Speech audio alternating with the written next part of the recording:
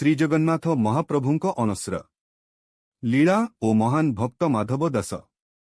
ମହାପ୍ରଭୁ ଶ୍ରୀଜଗନ୍ନାଥଙ୍କ ପ୍ରତ୍ୟକ୍ଷ ସାନ୍ନିଧ୍ୟ ଲାଭ କରିଥିବା ଆମେ ବହୁ ଭକ୍ତଙ୍କ କାହାଣୀ, କିମ୍ବଦନ୍ତୀ ଓ ଉପାଖ୍ୟାନମାନ ଶୁଣିଛନ୍ତି।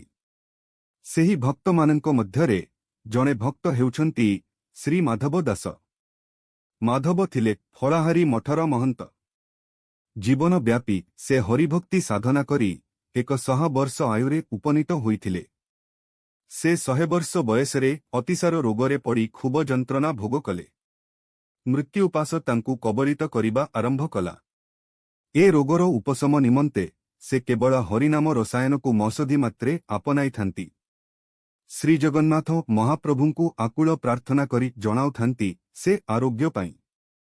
ମହାପ୍ରଭୁ କଳା ଗୋରା ଦୁଇଟି ବାଳକ ରୂପେ ଆସି ତାଙ୍କର ସେବା ଶୁଶ୍ରୂଷା କଲେ।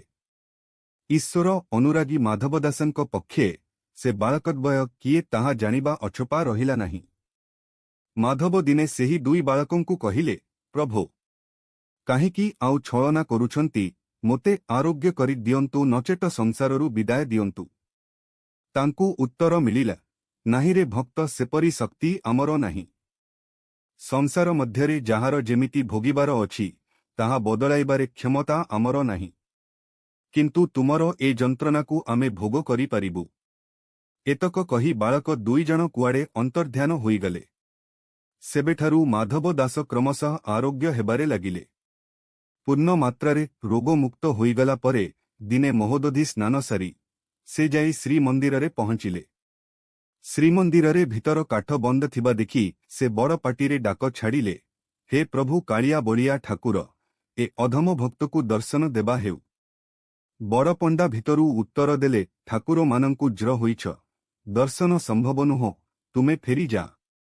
ଏହା ଶୁଣି ମାଧବ ହଠାତ୍ ମୂର୍ଚ୍ଛିତ ହୋଇ ପଡ଼ିଲେ ଏବଂ ଭାବିଲେ ମହାପ୍ରଭୁ ତାଙ୍କୁ ଉପଶମ କରାଇଦେଇ ବୋଧହୁଏ ନିଜେ ଜ୍ୱରରେ ଆକ୍ରାନ୍ତ ହୋଇ ପଡ଼ିଛନ୍ତି। ସେହି ମୂର୍ଚ୍ଛିତ ଅବସ୍ଥା ମଧ୍ୟରେ ସେ 15 ଦିନ ପରେ ଶରୀର ତ୍ୟାଗ କଲେ। ଏବେ ସେହି 15 ଦିନକୁ ମହାପ୍ରଭୁଙ୍କ ଅନବସର ଭାବେ ପାଳନ କରାଯାଉଛି ଏବଂ ଏହା ସେବେଠୁ ଆରମ୍ଭ ହୋଇଛି। ଭକ୍ତର ରୋଗ ଯନ୍ତ୍ରଣା ହରଣ କରି ଶ୍ରୀଜଗନ୍ନାଥ ସ୍ୱୟଂ ଜ୍ୱରରେ ଆକ୍ରାନ୍ତ ହୋଇଥିଲେ। ଏହା ମହାପ୍ରଭୁଙ୍କ ଅନସର ନୀତି ପଛରେ ପ୍ରଚଳିତ କିମ୍ବଦନ୍ତୀ। ଏହା ମହାପ୍ରଭୁଙ୍କ ଭକ୍ତବତ୍ସଳତାର ଅନ୍ୟ ଏକ ନିଦର୍ଶନ। ସେହି ଦିନଠାରୁ ଅଦ୍ୟାବଧି ଏହି ଅନସର ପରମ୍ପରା ଶ୍ରୀକ୍ଷେତ୍ରରେ ପାଳିତ ହୋଇ ଆସୁଛି। ଭକ୍ତ ମାଧବ ଦାସଙ୍କ ଲୀଳା ମାଧ୍ୟମରେ ମହାପ୍ରଭୁ ଜଗତକୁ ଶ୍ରୀମଦ ଭଗବତ ଗୀତାର ସେହି ମହାନ ବାଣୀ ଶିକ୍ଷା ଦେଇଛନ୍ତି, ତୁମର କର୍ତ୍ତବ୍ୟ କର୍ମ ସବୁ ମୋତେ ସମର୍ପଣ କରିଦିଅ, ମୁଁ ତୁମ୍ଭର ନିଶ୍ଚୟ ରକ୍ଷା କରିବି। ଏହି ବାଣୀକୁ ମନବୋଧ 34ରେ କବି ଭକ୍ତ ଚରଣ ଦାସ ପ୍ରକାଶ କରିଛନ୍ତି। କ୍ଷୟ ଦୁର୍ଲଭ ଦେହ ହୁଏ ଆୟୁଷ, କ୍ଷୟ ନଯିବ ନାମ ହୃଦୟରେ ଘୋଷ। ଛାର ଦେହକୁ ମନ ନ ଯା ବିଶ୍ୱାସ, ଛାର ଦୁର୍ବୁଦ୍ଧି କହେ ଭକତ ଦାସ। ଜୟ ଜଗନ୍ନାଥ। ଅର୍ଜୁନୀ ଚରଣ ବେହେରା। ଆପଣ ଶୀର୍ଷକ ଚ୍ୟାନେଲକୁ ସବସ୍କ୍ରାଇବ୍ କଲେଣି କି? ଯଦି କରିନାହାନ୍ତି ଏବେ ସବସ୍କ୍ରାଇବ୍ କରିନିଅନ୍ତୁ। ଏଭଳି ଦିବ୍ୟ ସିରିଜ୍, ଆଧ୍ୟାତ୍ମିକ, ପୌରାଣିକ, ସାହିତ୍ୟ, ଗଳ୍ପ, କବିତା ତଥା ଓଡ଼ିଆ ଭାଷା ଓ ସଂସ୍କୃତିର ସମୃଦ୍ଧି ପାଇଁ ଏହି ଯାତ୍ରାରେ ସାମିଲ ହୋଇ ବହୁଳ ମାତ୍ରାରେ ଲାଇକ୍, କମେଣ୍ଟ ଓ ସେୟାର କରନ୍ତୁ। ଜୟ ଜଗନ୍ନାଥ।